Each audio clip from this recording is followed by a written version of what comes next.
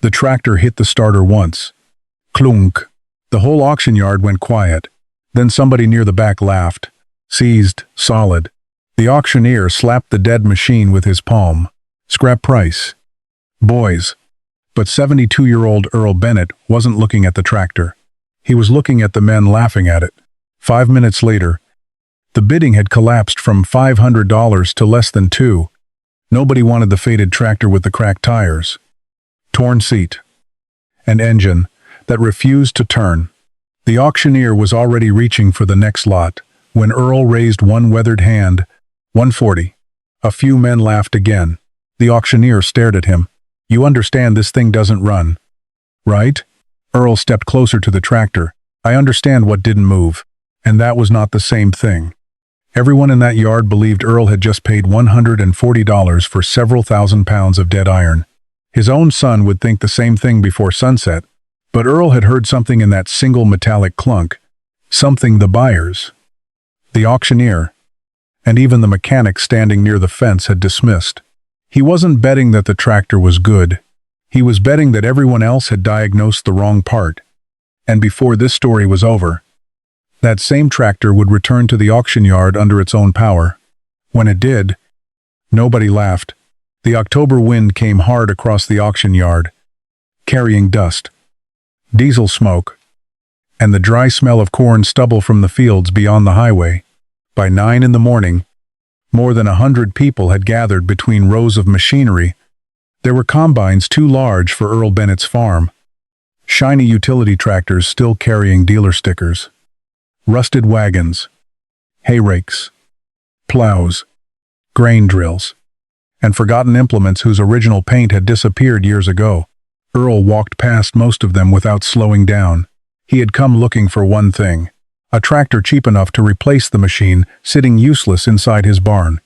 His old tractor had lost its transmission 3 weeks earlier while pulling a wagon uphill. The repair estimate had been more than Earl could justify. A newer used machine was out of the question. Even the small tractors lined up near the front of the auction were already expected to sell for thousands. Earl had less than $600 he was willing to spend, and even that was money he could not afford to waste. That was why he stopped when he reached the last tractor in the row. It looked like the kind of machine other buyers barely noticed. The hood had faded until the original color was difficult to guess. One rear tire was split along the sidewall. The seat cushion had opened down the middle, exposing yellow foam, darkened by years of rain and grease. A thin film of oil coated the lower half of the engine block. Somebody had tied the battery cable down with a piece of baling wire. There was no sales card hanging from the steering wheel, only a white number painted on the windshield. Lot 117. Earl stood beside it longer than anyone else had. He bent down, looked beneath the engine, ran 2 fingers along an old oil stain, then moved around to the opposite side. A younger man wearing a seed company cap noticed him studying it. You planning on hauling that thing home? Earl did not look up. Depends. On what? Earl wiped his fingers on a rag. What's wrong with it? The man laughed. What's wrong with it is it's dead. That morning, nobody seemed interested in making the distinction Earl had just made. Dead was not a diagnosis. Dead was what people called a machine when they had stopped asking questions. Around 10:30, the auction crew finally reached Lot 117. A worker climbed onto the tractor with a portable battery pack. The auctioneer stepped onto a small platform beside it. All right. Gentlemen, older farm tractor, selling as is. We were told it ran when parked. That line earned the first laugh. Someone shouted from the crowd. They all ran when parked. The auctioneer grinned. Fair enough. The worker connected the battery pack. Let's see what she does. Earl moved closer. Not toward the bidding area, toward the engine. The worker turned the key. There was a sharp electrical click. Then a violent metallic clunk. Nothing else. No cranking. No exhaust. No movement from the fan. The worker released the key. A man standing near Earl shook his head immediately. Locked up? Another voice answered. Probably sat with water in a cylinder. A third man said, You'd spend more rebuilding that motor than the whole tractor's worth. The worker tried the key again. Clunk. Exactly the same sound. This time the auctioneer waved him off. That's enough. We don't need to burn something up. Earl had not moved. His eyes were fixed on one small section of the tractor. Then he looked toward the front pulley. Then back again. The auctioneer started the bidding. Who'll give me 500? Silence. 400? Nothing. 300? A few men smiled, but nobody raised a hand. 200?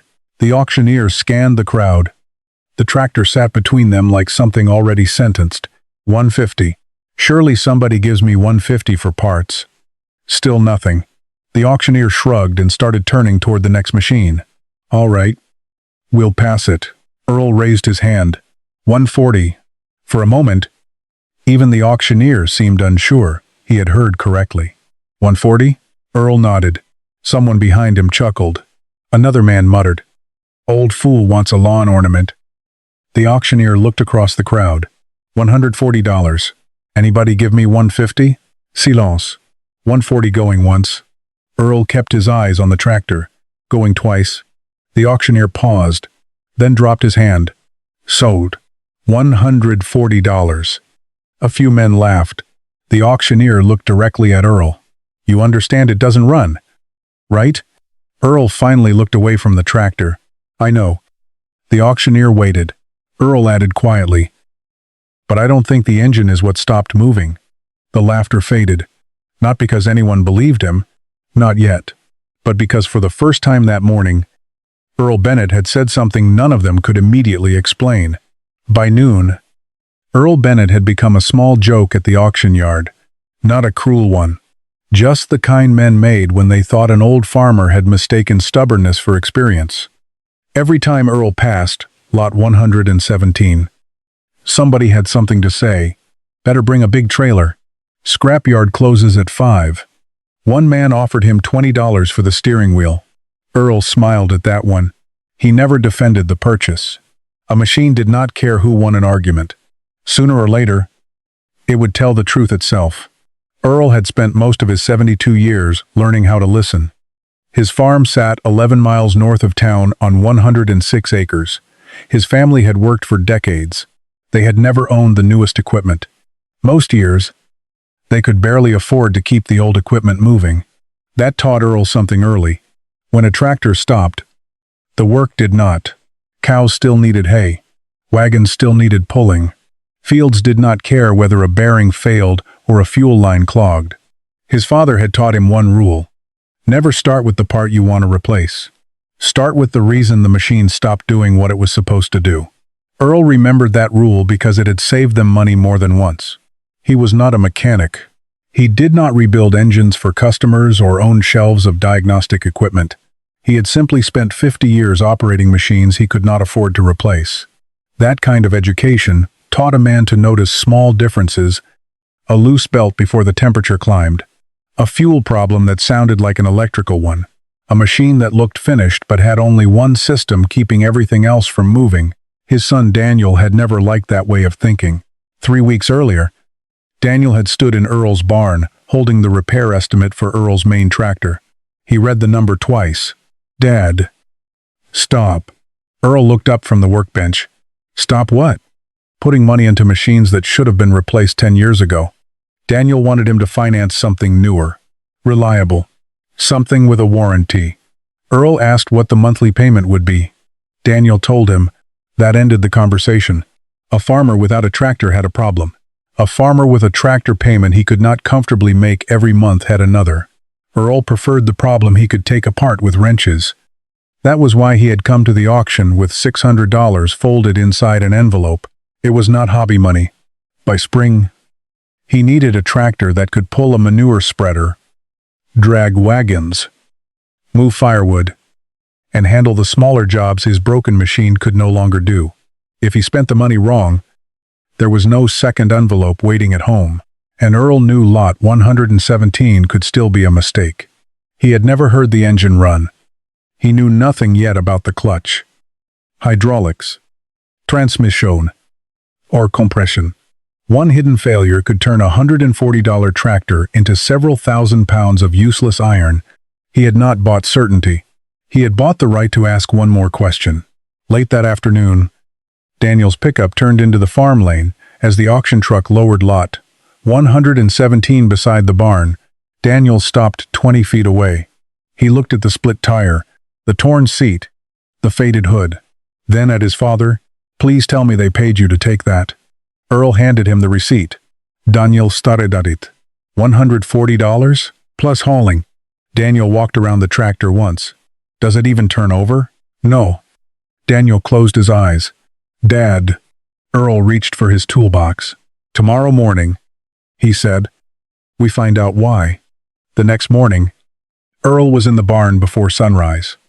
The tractor sat where the auction truck had left it, angled slightly toward the open doors, in the weak yellow light above the workbench. It looked worse than it had in the auction yard. Dust covered the hood. Grease had collected around old fittings. A dark stain ran down one side of the engine block. Daniel arrived 20 minutes later carrying coffee. He set one cup beside Earl. You sleep? A little? You dream about tractors? No. Daniel looked at lot 117. That thing probably did. Earl ignored him. He had already removed the battery cable and cleaned enough dirt away to see the starter housing clearly. Daniel leaned against the workbench. So what's the plan? Earl pointed toward the tractor. Listen first. Daniel frowned. It doesn't run. That doesn't mean it doesn't tell you anything. Earl had heard the sound only twice at the auction. Both times, the starter had engaged with a heavy metallic clunk. No slow cranking, no weak turning, no repeated clicking, just one hard impact. Then silence. To most of the men standing there, that was enough. An engine that would not turn was a seized engine. Simple, expensive, finished. But Earl had spent too many years around old machinery to trust the first explanation that sounded expensive. He climbed onto the tractor and turned the key. The battery from the auction was nearly useless now. Still. The starter tried. CLUNK. Earl released the key immediately. Daniel looked at him. Sounds bad. It sounds specific. What does that mean? It means bad ain't a diagnosis. Earl climbed down. He crouched beside the starter and placed one hand against the housing. Then he asked Daniel to turn the key again. CLUNK. Earl felt the impact through the metal. He stood. Daniel folded his arms. Well? Earl looked toward the flywheel housing. Something is stopping rotation. Daniel stared at him. That's what everyone said. No. Everyone said the engine is stopping rotation. Daniel waited. Earl pointed at the starter. That's not the same thing. That distinction was small enough to sound meaningless, but on an old tractor, it could be the difference between a machine worth almost nothing and a machine worth saving. A starter had one basic job. When energized, it drove a small gear into the flywheel and turned the engine fast enough to begin combustion. If the engine itself was locked internally, the starter could hit resistance and stop. But the starter could also create its own problem. A drive gear could bind. Teeth could jam. A mechanism could fail to disengage correctly. Corrosion. Wear. Misalignment. Or damaged teeth could make the entire system feel locked, even when the engine behind it was still capable of moving. Earl did not explain all of that to Daniel. Not yet. Because he did not know which possibility he had. He only knew the men at the auction had treated one symptom as proof of one cause. That bothered him. Daniel watched him inspect the lower side of the engine. So you think the starter's bad? I think we haven't earned the right to blame the engine yet. Earl removed a small inspection cover. Years of dirt resisted the first bolt. The second bolt was worse. He worked slowly. No hammering. No forcing. When the cover finally came free, he leaned closer with a flashlight. Daniel moved beside him. What are you looking for? Movement. Where? Anywhere I can get it. Earl shifted position. He studied the visible edge of the flywheel. Then the front of the engine. Then back again. The important question was not whether the tractor would start. They were nowhere near that question. The important question was simpler. Could the crankshaft move at all? If it could not, the auction crowd might have been right. If it could, everything changed. Earl asked Daniel to bring a wrench. A long one. Daniel handed it over. What are you doing? Seeing whether that engine is truly locked. Earl positioned himself carefully. He applied pressure. Nothing. Daniel looked at him. Earl adjusted his grip. Tried again. Still nothing.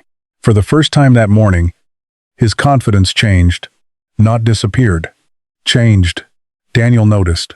You thought it would move. I hoped it would. And if it doesn't? Earl looked at the tractor for a long moment. Then I bought scrap. The barn fell quiet. Outside, a truck passed on the county road. Inside, Earl reset the wrench one more time. This time he changed the angle. Pressed slowly. There was resistance. Then, barely visible, the metal shifted. Daniel leaned forward. Did that move? Earl said nothing. He repositioned the wrench. Pressed again. A few degrees. That was all. But it was enough to make Earl stop. He stood slowly and looked toward the starter. Daniel watched his face. What? Earl wiped his hand on a rag. The engine moved. Daniel looked at the tractor. Then back at him. So it's not seized? Earl shook his head. Don't get ahead of it. But that's good. Right? Earl looked once more at the starter housing. It means one thing. What? The auction yard may have been listening to the wrong part.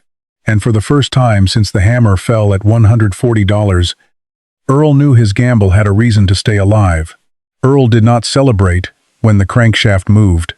Daniel did. You moved it? He said. So the engine isn't seized. Earl removed the wrench. I proved it moved. That sounds like the same thing. It isn't. A damaged engine could move a few degrees and stop again. Rust in a cylinder. A bad bearing. A stuck V. Any of them could still turn a cheap tractor into scrap. So Earl reset the wrench. Slow pressure. The crankshaft moved farther. He stopped. Reset. Moved it again.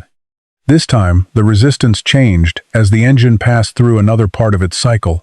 Nothing struck. Nothing locked solid. Daniel crouched beside him. So now we know the crankshaft isn't frozen. It was the first real answer they had earned. And it changed the question. If the engine could turn by hand, why had the starter acted as if it were hitting a wall? Earl started with the easiest possibilities. The battery terminals were corroded. One cable connection was loose. The ground looked worse. Daniel watched him scrape oxidation away. You think all this was a bad connection? I think bad connections are cheap to eliminate. Earl installed a known good battery, cleaned the ground, tightened the cables, then stepped back. Daniel climbed into the seat. Try it? Earl nodded. Daniel turned the key. CLUNK. Nothing moved. He released it. Earl looked toward the starter. One more time. CLUNK. Same result. Daniel climbed down. Well, it isn't the battery. Good. Daniel stared at him. Good. One less thing lying to us. Earl ran a hand along the starter housing and checked the mounting bolts. The starter had one job: push its drive gear into the flywheel and turn the engine. If the engine itself could move, then something between the starter and flywheel deserved a closer look. Earl held out his hand. Hammer. Daniel raised an eyebrow. I thought we weren't forcing anything. We aren't. Earl gave the starter housing 2 controlled taps, not enough to damage it, just enough to disturb a sticking mechanism inside. Daniel returned to the seat. The key turned. CLUNK. Then, scrape. Earl's head lifted. Stop. Daniel released the key. What was that? Useful. Earl leaned close to the starter opening. Again. Once. Daniel turned the key. CLUNK, scrape. Earl raised his hand immediately. That's enough. For several seconds, the barn was quiet. At the auction, everyone had heard one hard impact and assumed the resistance lived deep inside the engine. But the engine could turn, and now the sound itself had changed after the starter housing was disturbed. That did not prove the starter was the only problem. It proved Earl finally had a reason to take it off. He reached for his socket set. The first mounting bolt broke loose with a sharp crack. The second took both hands. The third fought him long enough for Daniel to bring over a longer wrench. When the starter finally came free, Earl caught its weight and lowered it onto the workbench. Daniel aimed the flashlight. Neither man spoke at first. Then Daniel pointed. What's that gear doing there? The starter drive sat too far forward. Its teeth carried bright scars where metal had rubbed hard against metal. Earl turned it in his hands. The gear should have moved freely in and out. Instead, it hung near the engaged position. Daniel looked toward the tractor. So that was locking the engine? Maybe binding it when the starter hit. But the engine itself wasn't seized. No. Daniel smiled. So the auction crowd was wrong? Earl looked through the starter opening at the flywheel teeth. Then, back at the damaged drive, they were wrong about what stopped moving. That was different from proving the tractor was good. The starter could explain the clunk. It could not tell them whether the engine had compression, whether the fuel system was clean, whether the clutch worked, whether the transmission was worth saving. Earl set the starter on the bench. Daniel's smile faded slightly. What now? Earl looked at lot 117. Now we find out what that little problem was hiding. The starter lay on Earl's workbench. Its drive gear was still hanging too far forward. Bright scars cut across several teeth. Daniel picked it up. So this little thing made everyone think the engine was dead? It helped. Daniel looked toward the tractor. You mean we haven't won yet? Earl wiped his hands on a rag. We found one wrong diagnosis. That doesn't make the rest of the machine good. The tractor had been sitting for years. The clutch could be stuck. The hydraulics could be dead. The transmission could have broken teeth. Even an engine that turned freely could still have poor compression or fuel system damage. Daniel set the starter down. Then why risk buying it? Because I didn't risk much. Daniel laughed. You spent $140 on something that didn't move. Exactly. Earl walked to the tractor. At $500. I'd need a lot of this machine to be good. He tapped the hood. At $300. I'd still be guessing too hard. Daniel looked at the receipt lying on the bench, but at $140? At $140. I only needed everyone else to be wrong about one important thing. The number had never been random. Before bidding, Earl had looked at the wheels, drawbar, sheet metal, rear housing, and hydraulic components. Even if the tractor never ran, it was not completely worthless. That did not guarantee his money back. It simply put a floor beneath the mistake. At the auction, Earl had stayed quiet at $500, $400, $300, even $200. Daniel frowned. You would have let somebody else buy it for $200? Yes. After hearing that starter, Earl nodded. Suspecting their diagnosis was wrong didn't tell me what the tractor was worth. When the auctioneer reached $150 and nobody moved, the machine stopped being priced like a tractor. The crowd had priced it like dead iron. That was when Earl raised his hand. $140. Daniel smiled. So if it runs, you stole it? No. If the transmission works too? No. If everything works? Earl looked at him. Then I bought it well. Daniel shook his head. That's farmer language for stealing it. Earl almost smiled. Then his eyes moved toward the fuel tank. The starter had explained the clunk. It had not answered the next question. Could the engine actually run? Earl brought over a clear glass container and opened the fuel drain. A dark stream spilled into it.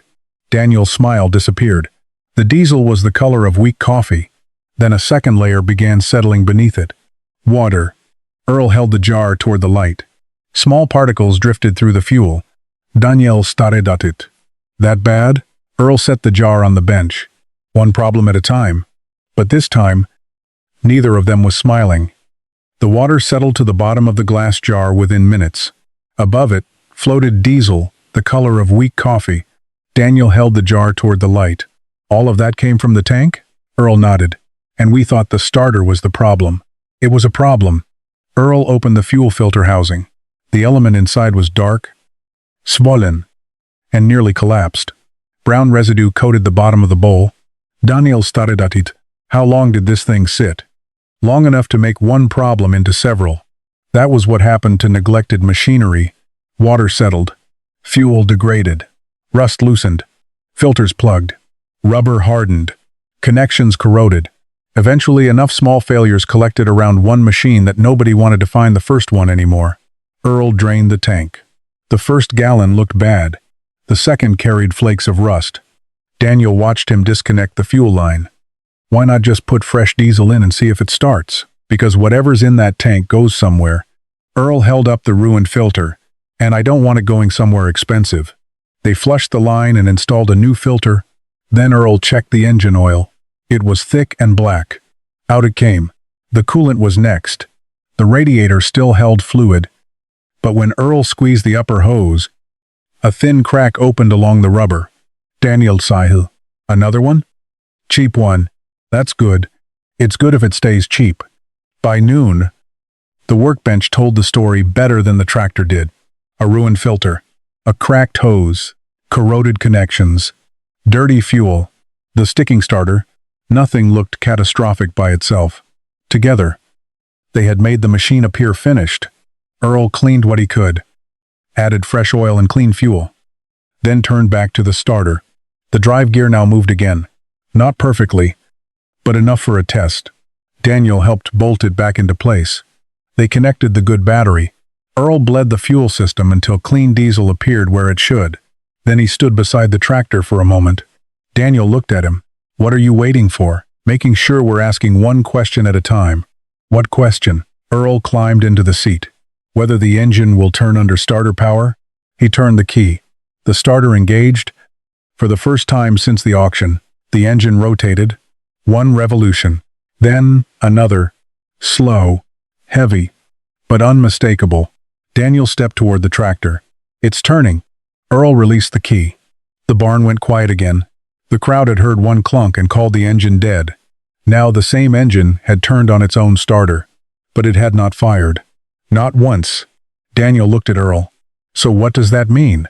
Earl watched the engine settle back into silence. It means we fixed the problem that kept it from turning. He looked toward the fuel system. Now we find out why it still won't run. The next morning, Earl did not touch the ignition key. That surprised Daniel. He arrived expecting another round of cranking. Another attempt to force the tractor into giving them an answer. Instead, Earl had the hood open and a row of tools laid across the bench. You're not going to try it? Not yet. Why? Because it already told us it won't start. Daniel looked at the engine. And now we find out what it needs before asking again. That was the difference between this tractor and most of the newer machines Daniel saw every day. There was no screen, no fault code, no electronic control module waiting to translate the problem. To some people, that made the machine primitive. To Earl, it made the problem visible, not simple, visible. He could trace the path of fuel, follow a cable with his eyes, remove a cover and see what moved, touch a housing and feel whether something had warmed, listen to the change between one revolution and the next. Old machinery had plenty of weaknesses. Earl knew that better than anyone. It leaked. It shook. It demanded maintenance newer owners would never tolerate. Some parts were worn beyond repair. Others had become difficult to find. And age had a way of turning $5 rubber pieces into reasons a machine could not work. Earl never claimed old tractors were better because they were old. He trusted this one for a different reason. He could still ask it direct questions. Daniel watched him crack a fitting loose. A small line of clean fuel appeared. Earl tightened it again. What does that tell you? Fuel made it this far. That's all? That's all we proved. Daniel smiled. You really hate guessing. Guessing is fine. Earl moved to the next connection. Believing your guess before you test it is expensive. The tractor had been built in a time when repair manuals assumed the owner might actually perform repairs. Systems were separated enough that a farmer could work through them in sequence. Electrical, fuel, air, compression, timing. Not every fault could be fixed in a barn, but many could be isolated there. That mattered to Earl because he had spent most of his life owning machines that had to earn the cost of their own repairs. A tractor was not valuable to him because it was polished. It was valuable because he understood what it was asking for. Daniel leaned against the workbench. So that's why you like these old things? Earl shook his head. I don't like old things. Daniel laughed. You've got a barn full of evidence against that. I like things I can understand. That answer stayed between them for a moment. Earl thought about the tractor he had lost 3 weeks earlier. Its failed transmission had not been mysterious. He knew what was wrong. He simply could not justify the repair. Understanding did not always save a machine, but without understanding, a man could spend money in the dark. Lot 117 was different. Every test narrowed the darkness. The starter problem had been external. The crankshaft moved. The engine cranked. Clean fuel now reached farther into the system. Each answer removed one possibility and exposed another. That was why Earl had not given up. Not because he believed the tractor owed him a happy ending, because the evidence had not yet told him to stop. Daniel looked at the injectors. Could those be bad? They could. Could the pump be bad? Yes. Timing? Yes. Compression? Yes. Daniel shook his head. You somehow made this sound worse? Earl almost smiled. That's because machines don't care about optimism. He checked the air intake next. The filter was dirty but not completely blocked. One more possibility reduced. Then he returned to the fuel system.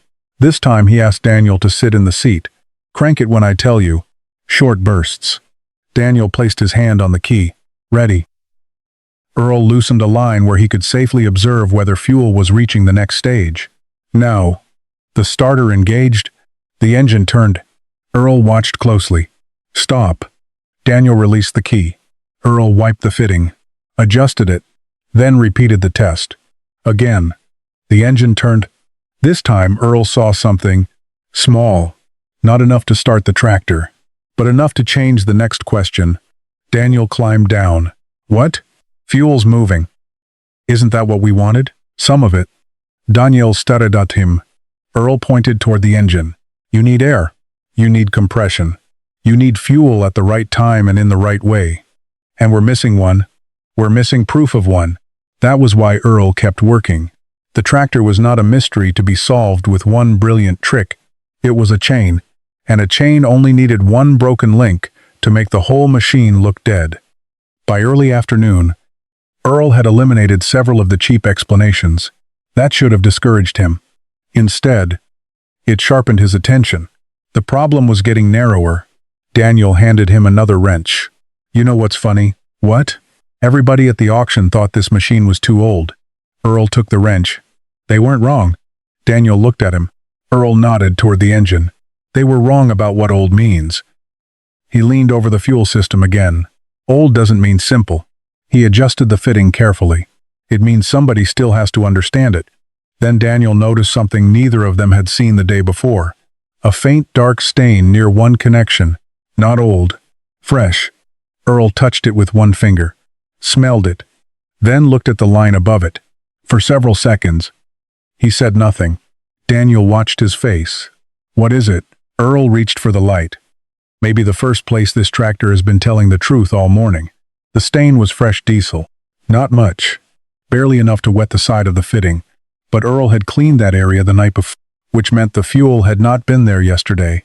Daniel leaned closer. Leak? Maybe. Would that keep it from starting? Depends where the air gets in. Earl wiped the fitting dry. Then he tightened the connection and waited. Nothing appeared. He asked Daniel to crank the engine again. The starter turned 3 revolutions. 4. 5. Earl raised his hand. Stop. The stain returned. Smaller this time, but visible. Daniel looked at his father. So that's it? Earl did not answer. He followed the line with his fingers, checked the connection, then the section above it. One possibility was simple, a loose fitting. Another was worse. A cracked line could allow air into a fuel system that depended on pressure and clean delivery. The tractor could receive fuel and still fail to receive it properly. Earl removed the line. Under the light, the problem appeared. A hairline cracked near the flare, almost invisible until the metal was flexed. Daniel exhaled. That little crack? Earl nodded. That's enough? Sometimes a machine only needs one place to breathe where it shouldn't. They did not have the correct replacement line in the barn, so Daniel drove into town. Earl stayed behind. For the first time in 2 days, the barn became completely quiet. No tools. No starter. No Daniel asking questions. Just Earl and the tractor. He sat on an overturned bucket and looked at lot 117. The old hood was still dusty from the auction yard. Someone had scratched numbers into the paint years ago. A piece of wire still held part of the battery cable where a proper clamp should have been. It looked exactly like the kind of machine a sensible man should have left behind. Earl knew that was what made the silence uncomfortable. The starter diagnosis had been right. The engine was not frozen. The fuel line was cracked. The filter had been ruined. The fuel had been contaminated. Every discovery made sense. And yet none of them had produced the one result that mattered. The tractor still had not fired. Knowledge could narrow a problem. It could not promise a good answer. Earl thought about the envelope that had held $600. The auction had taken $140.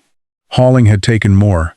Filters, oil, fuel, hose, a replacement line, individually. None of it was serious. But old machinery had a habit of turning small purchases into a trail. $10 here, $20 there, then a pump, then an injector, then a clutch, then a machine worth less than the repairs already inside it. That was the trap Earl had tried to avoid. He had always told Daniel that a man had to know when to stop. Now the question was whether Earl himself still knew. Daniel returned after lunch with the line. Closest match they had. Earl compared the fittings. It would work. They installed it carefully, then bled the system again. This time, no fresh stain appeared. Daniel climbed into the seat. Earl stood beside the engine. "You think this is it?" "No." Daniel laughed nervously. "You ever say yes? When it starts." He turned the key. The starter engaged. The engine rolled faster than before. 1 revolution. 2, 3, 4. Nothing. Daniel kept cranking. Earl lifted his hand. "Stop." Silence. They waited for the starter to cool. Tried again. Nothing. Daniel climbed down. That was supposed to fix something. It did. "How do you know?" "Because it doesn't leak anymore." "But it still doesn't run." Earl looked at him. "That's a different statement." Daniel stepped away from the tractor. For the first time, irritation had entered his voice. "Dad, how many different statements are we going to buy before this thing becomes what everyone said it was?" Earl did not respond. Daniel immediately regretted the words, but neither man took them back. The question had been waiting in the barn since the tractor arrived. At what point did persistence stop being knowledge and become pride? Earl turned toward the engine. Again, Daniel stared at him. "Seriously? Once." He climbed back into the seat. Earl positioned himself near the exhaust side. Short crank. Daniel turned the key. The starter spun. The engine rolled. Earl watched. "Stop." Daniel released it. Earl remained still. "What?" "Again. You said once." "I changed my mind." Daniel turned the key. The engine cranked. Then Earl saw it. A faint gray trace at the exhaust. Gone, almost before it appeared. He raised his hand sharply. "Stop." Daniel climbed down. "What happened?" Earl walked to the exhaust stack, looked inside, then returned to the fuel system. "Do that again." Daniel obeyed. The starter turned. This time the gray trace was clearer. Not smoke from a running engine, not even close, but something had changed. Earl leaned toward the exhaust and smelled the air. "Fuel." Daniel stepped beside him. "Is that good?" Earl's eyes stayed on the tractor. "It means fuel is getting farther than it was." "To the cylinders?" "Maybe." "Then why won't it start?" That was the next locked door.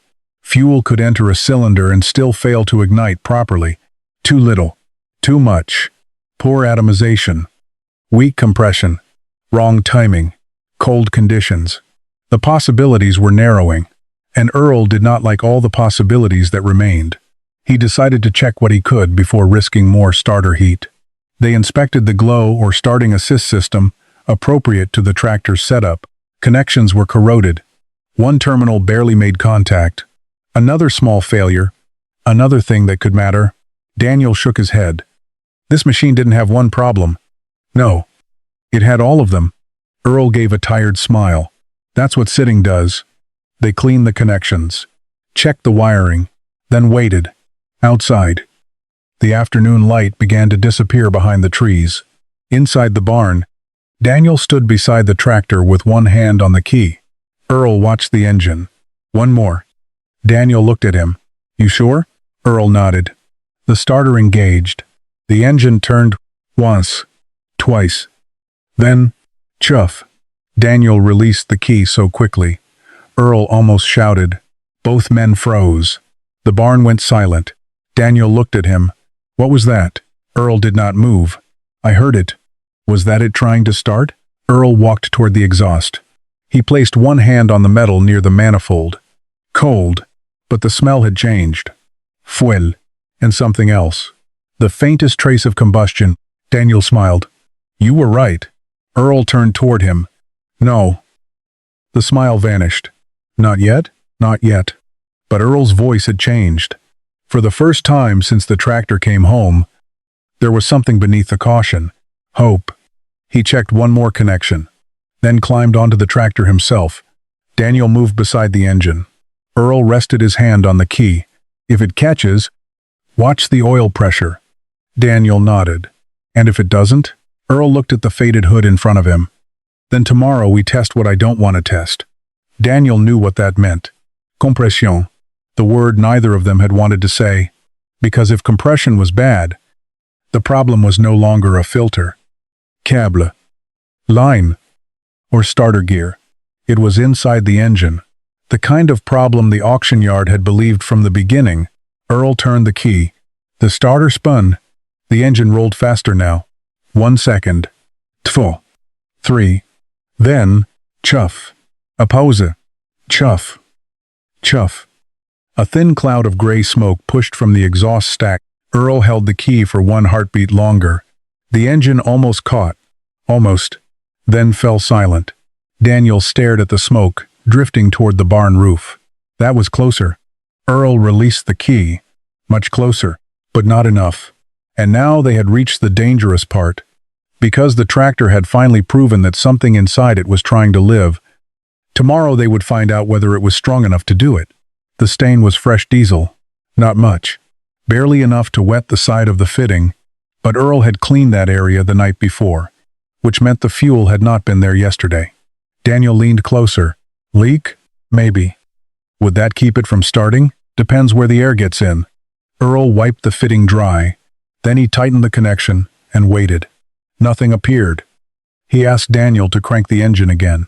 The starter turned. 3 revolutions. 4. 5. Earl raised his hand. Stop. The stain returned. Smaller this time, but visible. Daniel looked at his father. So that's it? Earl did not answer. He followed the line with his fingers. Checked the connection. Then the section above it. One possibility was simple. A loose fitting. Another was worse. A cracked line could allow air into a fuel system that depended on pressure and clean delivery. The tractor could receive fuel and still fail to receive it properly.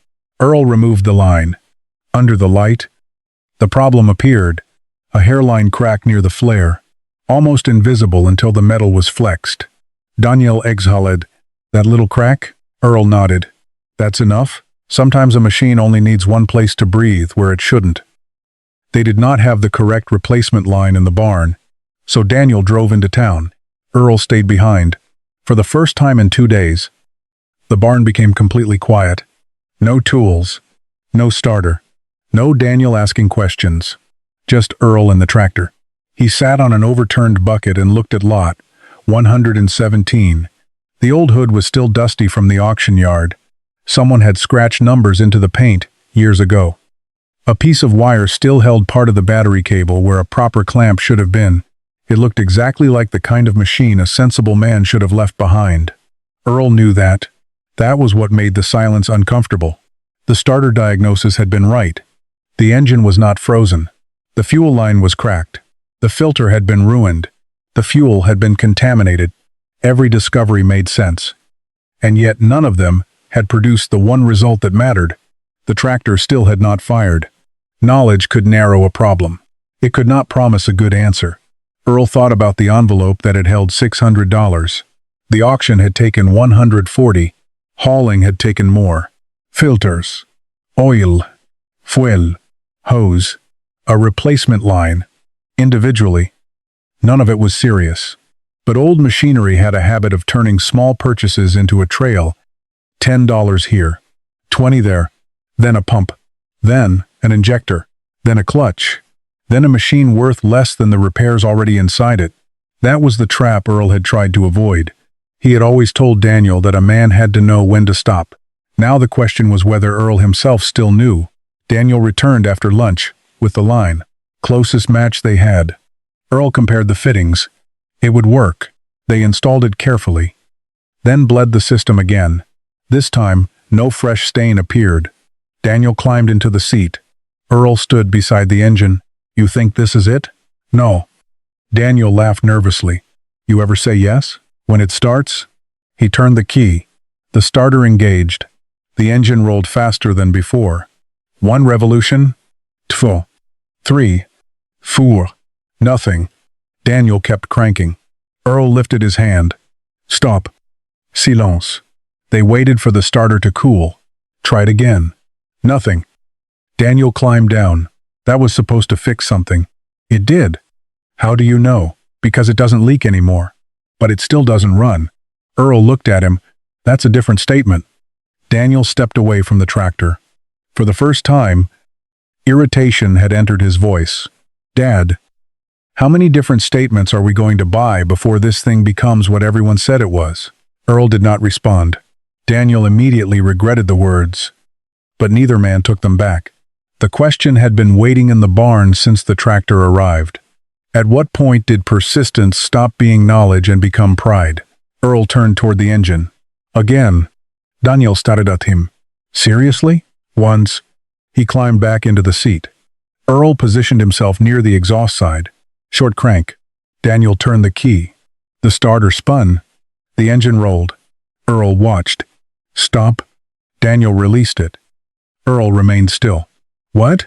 Again. You said once. I changed my mind. Daniel turned the key. The engine cranked. Then Earl saw it. A faint gray trace at the exhaust.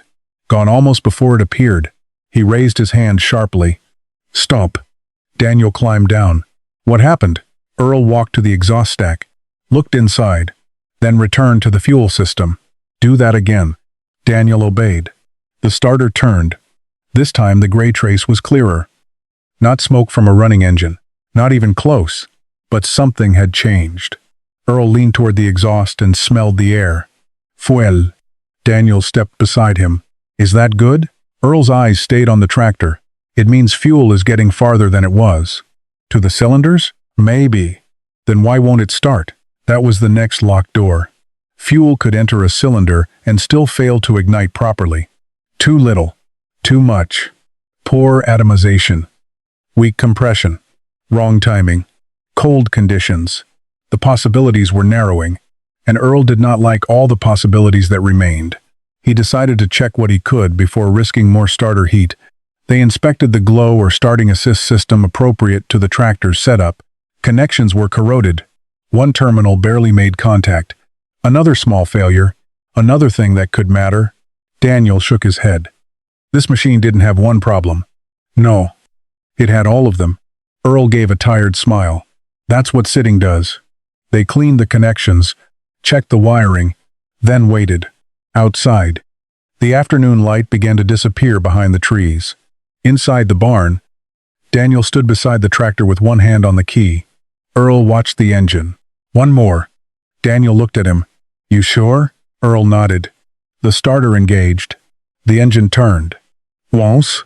Twice. Then, chuff. Daniel released the key so quickly, Earl almost shouted. Both men froze.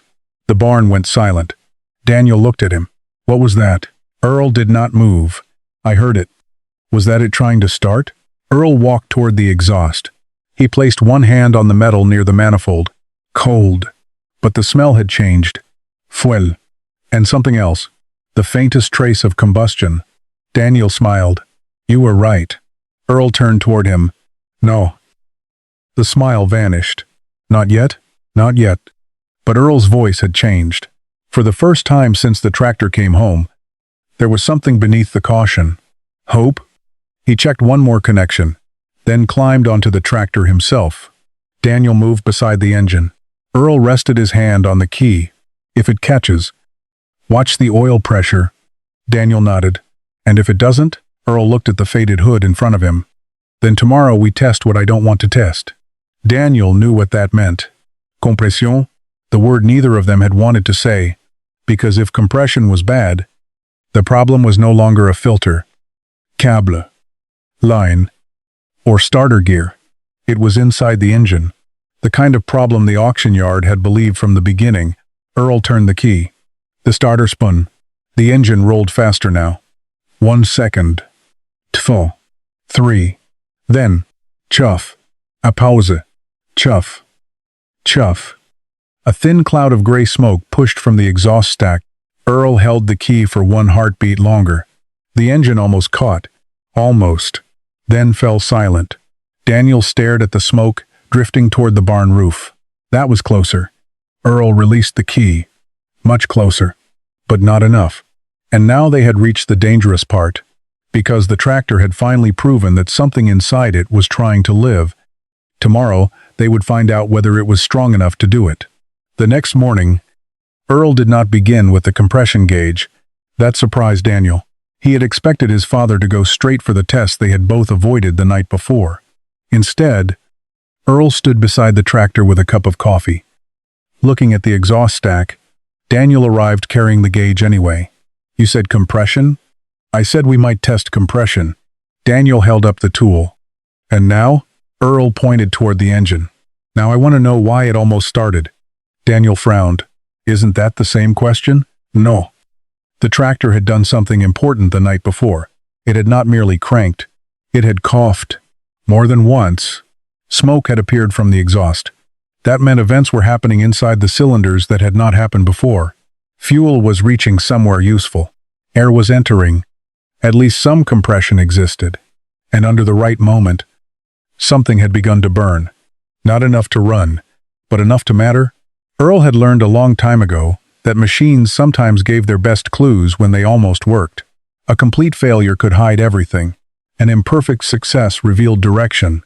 He checked the fuel system again. No leak. The replacement line stayed dry. The filter remained full. Then he checked the starting assist connections they had cleaned the day before. One terminal was warm after use.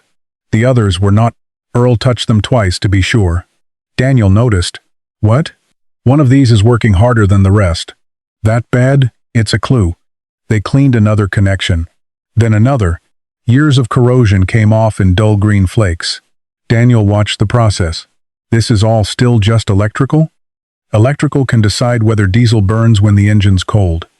The exact starting system on an older tractor could vary. But Earl's logic remained simple. A cold engine needed the right conditions to ignite fuel. If cranking speed was marginal, fuel delivery imperfect, and the starting assist system weak, each problem could amplify the others. None had to be catastrophic. Together, they could make a repairable tractor look finished. That was what Earl was beginning to see.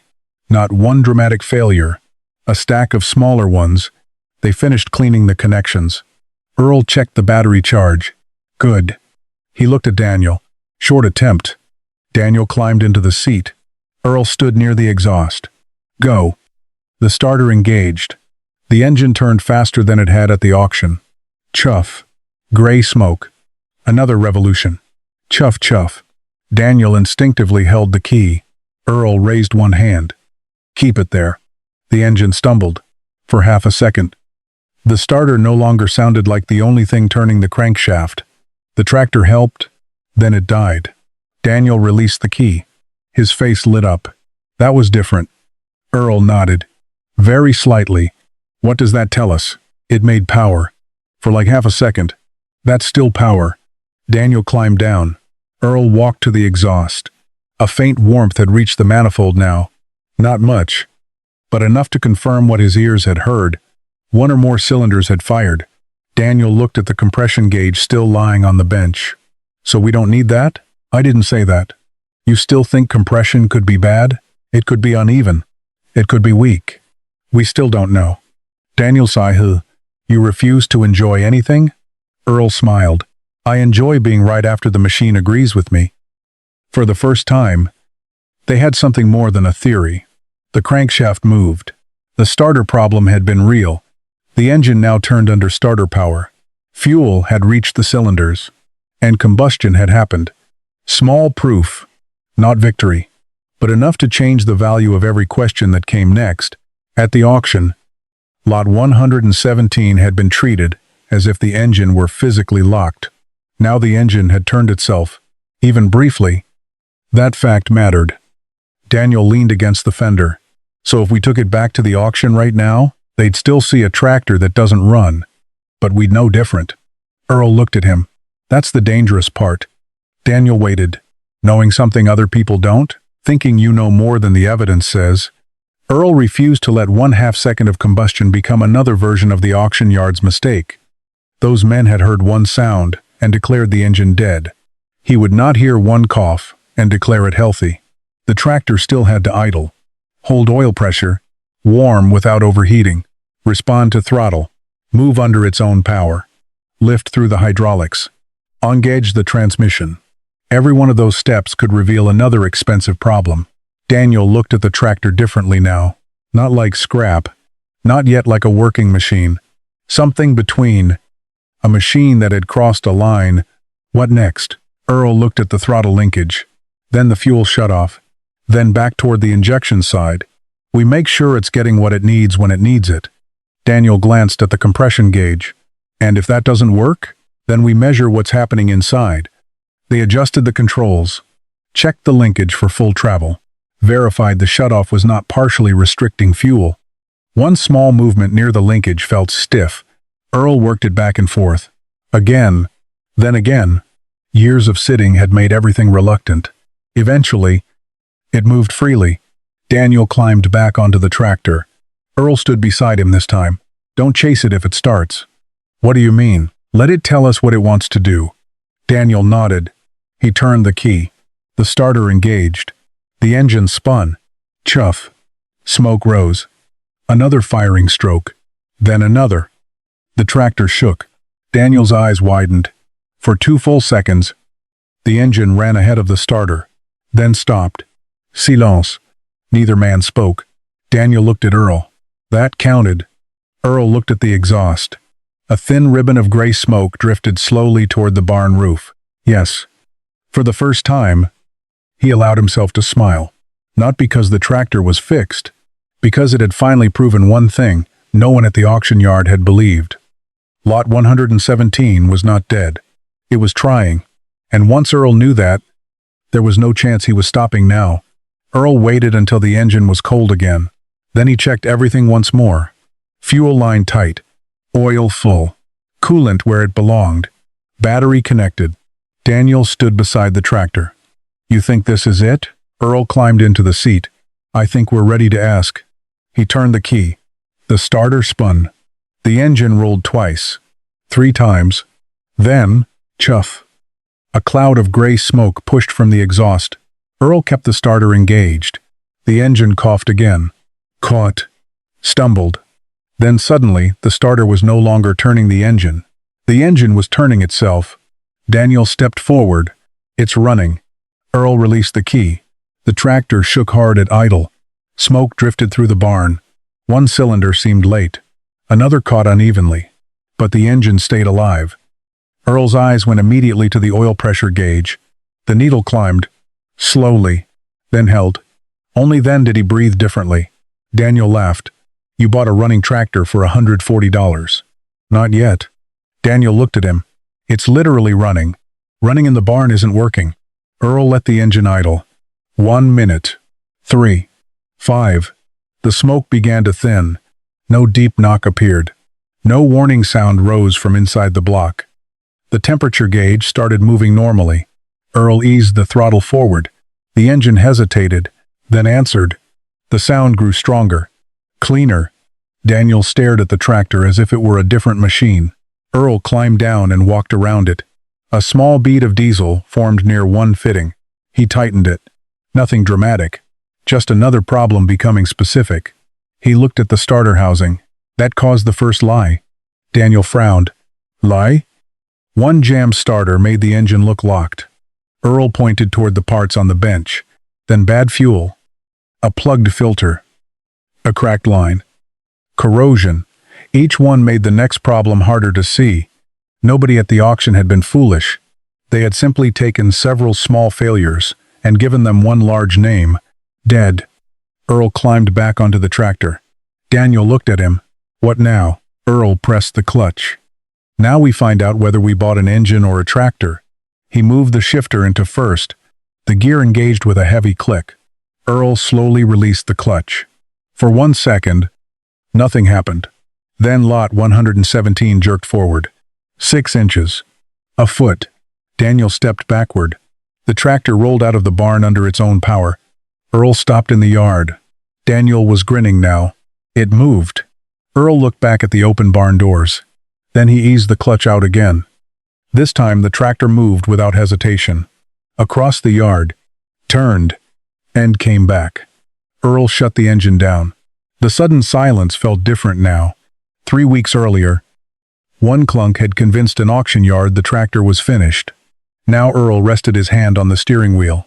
"It's a tractor," he said. 3 weeks later, Lot 117 rolled out of Earl's barn under its own power. By then, it had already pulled a wagon across the back field. The clutch held. The hydraulics lifted. First and third gear worked cleanly enough. Though second still complained, Earl had replaced the cracked rear tire before taking it anywhere near the road. The tractor was not restored. It was still faded, dented, and stained with 50 years of work. But it worked. That Saturday, Earl drove it toward town. Daniel watched from the barn. "Need something?" "Drawbar pin." Daniel looked toward his pickup. "You know we own trucks." Earl adjusted his cap. "The tractor needs driving." Daniel smiled. "The auction yard happens to be on the way." Near enough. The sale was already underway when Earl reached town. The same auctioneer's voice carried across the gravel. The same rows of machinery stood beneath white lot cards. Earl slowed at the gate. Lot 117 rolled inside with a steady exhaust note. At first, nobody noticed. Then one man turned. Another stopped talking. The younger man in the seed company cap stared at the faded hood. "You've got to be kidding me." Earl stopped. "That's the $140 tractor." "It appears to be." By then, several men had gathered. The auctioneer handed off his microphone and walked over. "That cannot be Lot 117. Earl pulled the folded receipt from his pocket. The auctioneer read it. $140? That's what it says. What was wrong with it? The starter drive was binding. The auctioneer blinked. That's all? No. Earl pointed toward the engine. Bad fuel. Plugged filter. Cracked line. Corroded connections. Few other things.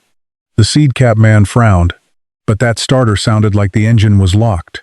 It did. So how did you know it wasn't? Earl looked around at the men who had laughed 3 weeks earlier. I didn't. The crowd went quiet. I knew the sound proved something had stopped moving. He tapped the flywheel housing. It didn't prove what. That was the difference. One sound had become a diagnosis.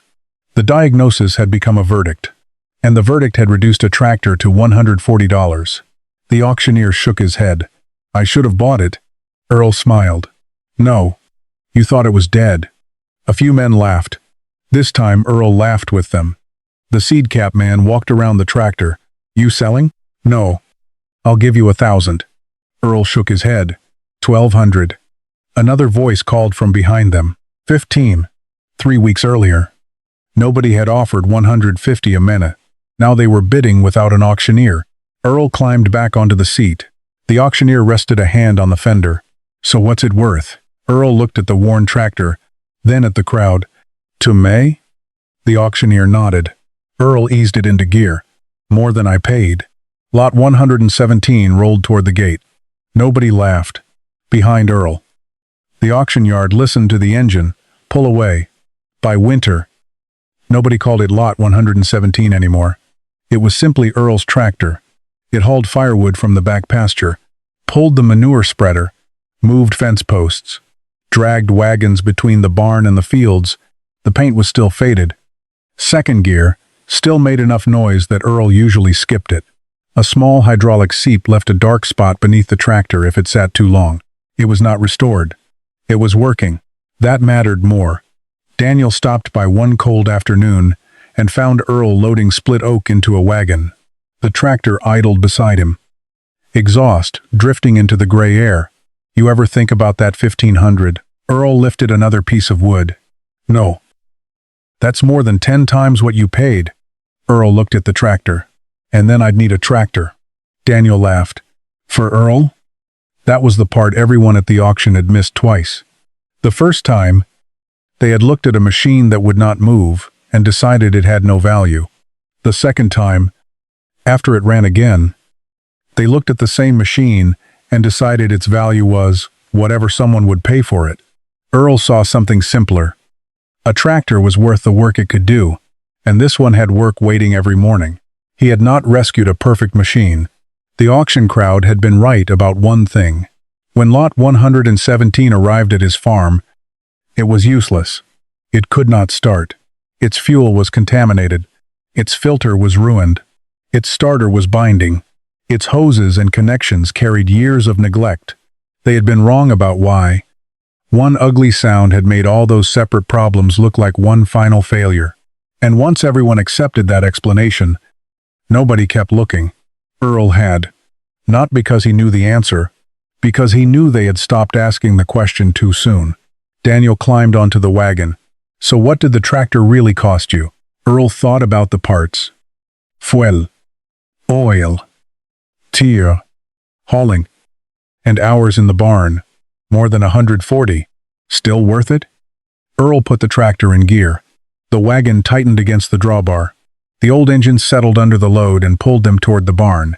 Earl looked ahead. It's working, isn't it?